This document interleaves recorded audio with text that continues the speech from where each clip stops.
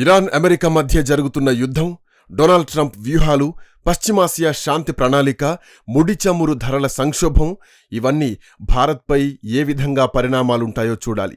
America అధ్యక్షుడు Donald Trump నేతృత్వంలో ఫిబ్రవరి 2026 చివర్లో అమెరికా, ఇజ్రాయెల్ బలగాలు సంయుక్తంగా ఇరాన్పై దాడులు ప్రారంభించినప్పటి నుంచి పశ్చిమాసియా ప్రాంతం ఒక భయంకరమైన అస్థిరతకు లోనైంది. ఈ సైనిక చర్యల ప్రధాన ఉద్దేశం ఇరాన్ అణ్వాయుధ కార్యక్రమాన్ని అడ్డుకోవడం, ఇరాన్ నాయకత్వాన్ని మార్చడం, తీవ్రవాద సంస్థలకు ఇరాన్ ఇస్తున్న మద్దతును నిలిపివేయడం. అయితే ఈ లక్ష్యాలు ఏవీ కూడా పూర్తిగా నెరవేరలేదు. ఏప్రిల్ 8న ఇరు దేశాల మధ్య తాత్కాలిక కాల్పుల విరమణ ఒప్పందం కుదిరినప్పటికీ యుద్ధం మాత్రం పూర్తిగా ముగియలేదు. ప్రస్తుతం ఇది ఒక ఎటూ తేలని ప్రతిష్టంభనగా మారిపోయింది. ఇరాన్ అత్యంత కీలకమైన హర్మూజ్ జలసంధిని మూసివేసి ప్రపంచ చమురు సరఫరాను అడ్డుకోగా దానికి ప్రతిగా అమెరికా నావికాదళం ఇరాన్ ఓడరేవులను దిగ్బంధించింది. ఈ చర్య వల్ల ప్రపంచవ్యాప్తంగా అపూర్వమైన ఇంధన సంక్షోభం తలెత్తింది.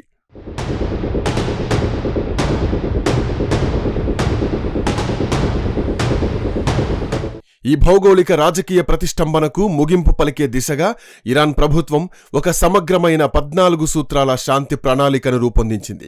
కేవలం తాత్కాలిక కాల్పుల విరమణతో సరిపెట్టుకోకుండా రాబోయే 30 రోజుల వ్యవధిలో ఒక శాశ్వత ఒప్పందానికి రావాలని ఇరాన్ డిమాండ్ చేస్తోంది. ఈ ప్రతిపాదనలో ఇరాన్ కొన్ని కీలక షరతులను విధించింది. మొట్టమొదటిది, మధ్యప్రాచ్య ప్రాంతం నుండి అమెరికా సైనిక బలగాలని పూర్తిగా ఉపసంహరించుకోవాలి. రెండవది, ఇరాన్ సముద్ర మార్గాలపై, ఓడరేవులపై ప్రస్తుతం అమెరికా విధించిన నావికా దిగ్బంధనాలను తక్షణమే ఎత్తివేయాలి. మూడవది, భవిష్యత్తులో ఇరాన్ భూభాగంపై ఎలాంటి సైనిక దాడులు జరగకుండా అమెరికా భద్రతాపరమైన హామీలివ్వాలి. నాలుగవది, విదేశీ బ్యాంకుల్లో స్తంభింపజేసిన ఇరాన్ నిధులను వెంటనే విడుదల చేయాలి. ఐదవది, అమెరికా దాడుల వల్ల, ఆర్థిక ఆంక్షల వల్ల తమ దేశానికి జరిగిన నష్టానికి పూర్తి పరిహారం చెల్లించాలి. వీటన్నింటికి తోడు లెబనాన్ వంటి ఇతర ప్రాంతాల్లో జరుగుతున్న యుద్ధాలను కూడా నిలిపివేయాలని ఇరాన్ పేర్కొంది. అయితే తన అణ్వాయుధ కార్యక్రమంపై ఎటువంటి చర్చలను ఈ ముసాయిదాలో చేర్చకపోవడం గమనార్హం.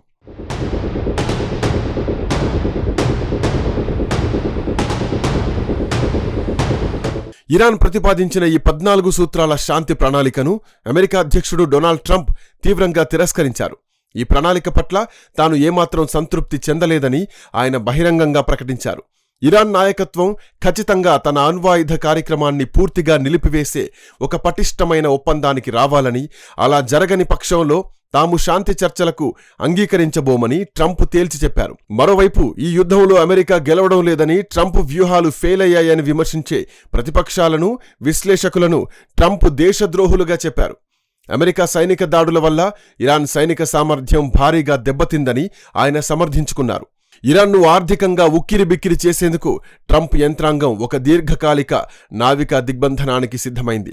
దీని ద్వారా ఇప్పటికే ఇరాన్కు చెందిన దాదాపు $6 బిలియన్ చమురు ఎగుమతులు నిలిచిపోయాయి. అలాగే మధ్యప్రాచ్యంలోని తమ మిత్ర దేశాలకు, ముఖ్యంగా ఇజ్రాయిల్, గల్ఫ్ దేశాలకు $8.6 బిలియన్ సైనిక ఆయుధాల విక్రయాలను అమెరికా వేగవంతం చేసింది.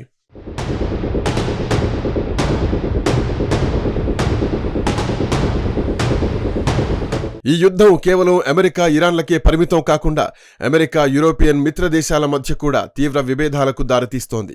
ముఖ్యంగా నాటో భాగస్వామ్య దేశమైన జర్మనీకి, అమెరికాకు మధ్య దౌత్యపరమైన వివాదం చెలరేగింది.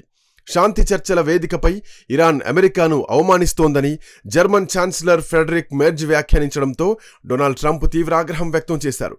మెర్జ్కు అసలు ఏం మాట్లాడుతున్నాడో తెలియదని ట్రంప్ ఎదురుదాడికి దిగారు. ఈ వివాదం తీవ్ర రూపం దాల్చడంతో జర్మనీలో మోహరించిన సుమారు 5,000 మంది అమెరికా సైనికుల్ని వెనక్కి రప్పించాలని అమెరికా రక్షణ విభాగం నిర్ణయించింది. రాబోయే 6 నుంచి 12 నెలల వ్యవధిలో ఈ బలగాల ఉపసంహరణ పూర్తవుతుందని ప్రకటించింది. అదనంగా యూరోపియన్ యూనియన్ నుండి అమెరికాకు దిగుమతయ్యే కార్లు, ట్రక్కులపై టారిఫ్లను 25% పెంచుతున్నట్లు ట్రంప్ ప్రకటించడం ఒక పెద్ద వాణిజ్య యుద్ధానికి తెరతీసింది.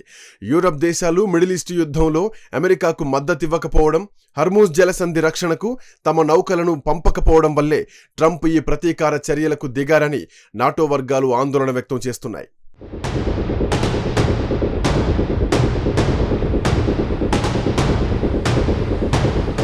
భౌగోళికంగా, ఆర్థికంగా ఈ యుద్ధం వల్ల ప్రపంచం ఎదుర్కొంటున్న అత్యంత తీవ్రమైన సమస్య చమురు సంక్షోభం. ప్రపంచ ముడి చమురు రవాణాలో దాదాపు 20% హర్మూజ్ జలసంధి గుండానే జరుగుతుంది. యుద్ధం ప్రారంభమైనప్పటి నుంచి ఇరాన్ ఈ జలసంధిని మూసివేసి తన గుప్పిట్లో ఉంచుకుంది. దీంతో గల్ఫ్ దేశాల నుంచి ప్రపంచానికి వెళ్లాల్సిన చమురు, గ్యాస్ రవాణా స్తంభించిపోయింది. దీని కారణంగా ప్రపంచ చమురు మార్కెట్లో తీవ్ర భయాందోళనలు నెలకొన్నాయి. ముడి చమురు ధరలు బ్యారెల్కు అనూహ్యంగా $115 పైగా చేరుకున్నాయి. ఇది జూన్ 2022 తర్వాత నమోదైన అత్యధిక గరిష్ట స్థాయి. ఈ ఉద్రిక్తతలు ఇలాగే కొనసాగితే ముడి చమురు ధరలు బ్యారెల్కు $150 చేరుకునే ప్రమాదం ఉందని ఆర్థిక నిపుణులు అంటున్నారు. హర్మూజ్ జలసంధి మూసుకుపోవడంతో సముద్ర మార్గాల్లో ప్రయాణించే నౌకలకు భద్రత కరువైంది. దీంతో ప్రపంచంలోనే అతిపెద్ద కంటైనర్ రవాణా సంస్థ అయినటువంటి MNC తన నౌకల ప్రయాణ మార్గాన్ని మార్చుకుంది. హర్మూజ్ జలసంధికి బదులుగా Africa Cape of good hope మీదుగా లేదా ఎర్ర సముద్రం, సౌదీ అరేబియాలోని జెడ్డా ఓడరేవుల మీదుగా మార్గాలను ఉపయోగించుకోవాలని ఈ సంస్థ నిర్ణయించింది. సరుకు రవాణా ఖర్చులు విపరీతంగా పెరగడంతో ప్రపంచవ్యాప్తంగా ద్రవ్యోల్బణం ఆకాశాన్ని తాకుతోంది.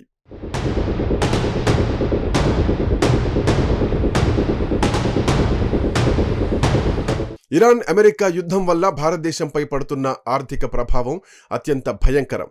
భారతదేశం తన దేశీయ ముడి చమురు అవసరాల్లో 80% పైగా దిగుమతులపైనే ఆధారపడుతుంది. చమురు ధరలు $115 దాటడం భారత్కు ప్రాణాంతకమైన ఆర్థిక ముప్పుగా పరిణమించింది.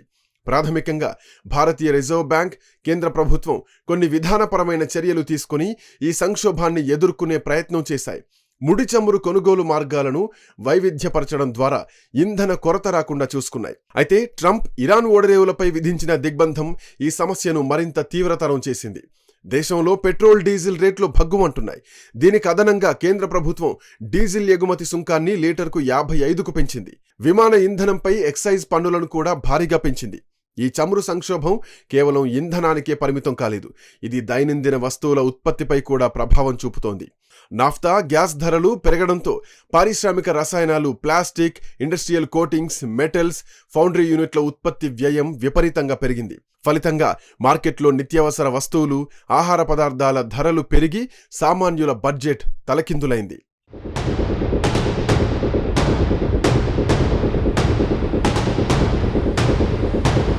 మరోవైపు పెరిగిన చమురు దిగుమతుల బిల్లు వల్ల భారతదేశ కరెంట్ అకౌంట్ లోటు ప్రమాదకర స్థాయికి చేరుకుంటోంది.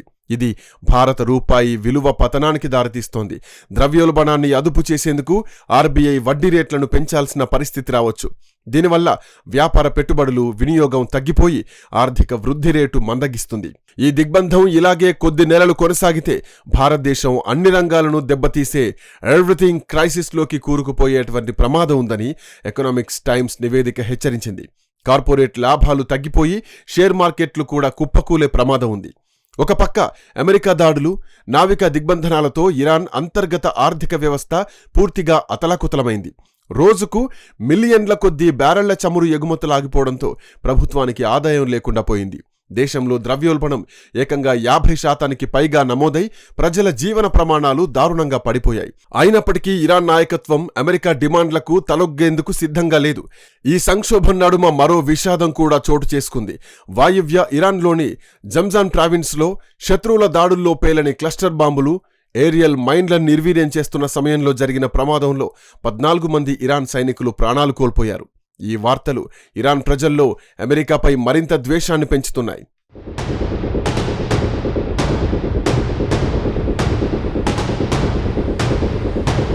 ఈ పరిణామాల నేపథ్యంలో ఇరాన్ మిలిటరీ ఉన్నతాధికారులు కీలక ప్రకటన చేశారు. ట్రంప్ తమ 14 సూత్రాల శాంతి ప్రతిపాదనల్ని తిరస్కరించినందున అమెరికాతో మళ్లీ పూర్తిస్థాయి యుద్ధం జరిగే అవకాశం ఉందని హెచ్చరించారు. ఒకవేళ ఇరాన్ మళ్లీ సైనిక దాడులకు దిగితే హర్మూజ్ జలసంధి గుండా ప్రయాణించే పశ్చిమ దేశాల నౌకలను టార్గెట్ చేసే ప్రమాదం ఉంది. యెమెన్లోని హౌతీ రెబెల్స్ను ఉసిగొల్పి ఎర్ర సముద్రంలో కూడా నౌకా రవాణాను స్తంభింపజేస్తామని ఇరాన్ పరోక్షంగా బెదిరిస్తోంది. అమెరికా సైనిక స్థావరాలపై దాడులకు కూడా వెనకాడబోమని ఇరాన్ స్పష్టం చేస్తోంది. మొత్తం మీద ఇరాన్ అమెరికా మధ్య నెలకొన్న ప్రస్తుత ఘర్షణ ప్రపంచ భౌగోళిక ముఖ చిత్రాన్ని పూర్తిగా మార్చేసింది. డొనాల్డ్ ట్రంప్ తన రాజకీయ మనుగడ కోసం, రాబోయే ఎన్నికల కోసం ఒక స్పష్టమైన విజయాన్ని కోరుకుంటున్నారు. అయితే ఇరాన్ను లొంగదీసుకోవడంలో ఎదురవుతున్న సవాళ్లు ఆయనకు తలనొప్పిగా మారాయి. ఇరాన్ తన పట్టు వీడకుండా 14 సూత్రాల ప్రణాళికను అమలు చేయాలని డిమాండ్ చేస్తోంది.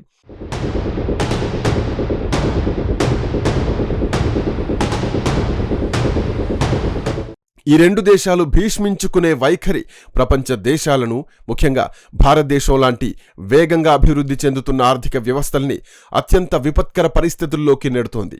చమురు ధరల మంటలు, అంతర్జాతీయ సరఫరా గొలుసుల వైఫల్యం, ద్రవ్యోల్బణం, విజృంభణ వంటి పరిణామాలు ప్రపంచ ఆర్థిక వ్యవస్థను మాంద్యం అంచున నిలబెడుతున్నాయి. అగ్రరాజ్యాల మధ్య విభేదాలు, యూరప్ దేశాలతో అమెరికా ఘర్షణ వైఖరి ప్రపంచ భద్రతా వాతావరణాన్ని దెబ్బతీస్తున్నాయి.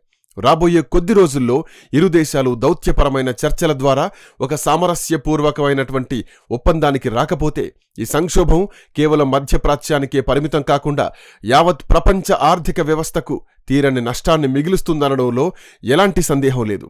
ఈ భయంకరమైన సవాళ్లను ఎదుర్కోవడానికి భారతదేశం ముందు చూపుతో పటిష్టమైన ఆర్థిక, దౌత్యపరమైన వ్యూహాలను రూపొందించుకోవాల్సిన అవసరం ఎంతైనా ఉంది.